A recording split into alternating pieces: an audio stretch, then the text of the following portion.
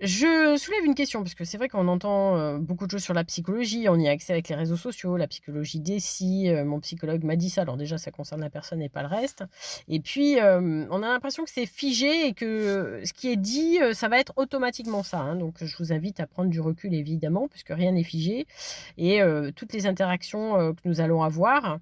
même avec nous-mêmes, va nous faire évoluer et va faire qu'on va pas forcément rentrer dans cette petite case, qui est prédéfinie.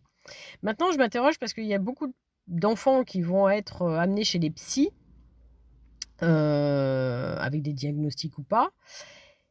Quiz de comment ça se passe si c'est la mère qui a un problème à la base, avant même que l'enfant naisse. C'est-à-dire que l'enfant naît et il devient le problème, le déversoir de sa mère, de sa frustration, de son mal-être, ou tout simplement elle le prend en grippe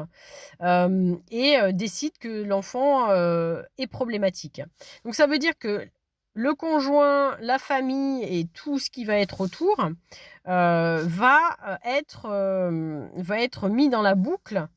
et personne, enfin, quiz de qui va remettre en question la mère, parce que dans huis clos, on va peut-être vivre l'enfer, mais comme personne ne sait comment ça se passe, ils vont se fier sur les dires de la mère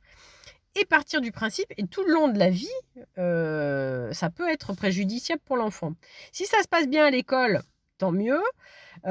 S'il peut y avoir des couacs, pourquoi? Parce que évidemment, si l'enfant vit l'enfer chez lui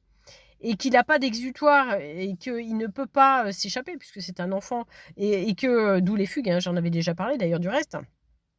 et que effectivement, de temps en temps, il pète un peu les plombs parce qu'il a besoin de s'extérioriser, et que plus il grandit, plus il s'aperçoit, parce qu'il va comparer lui aussi à un moment donné et voir que finalement, il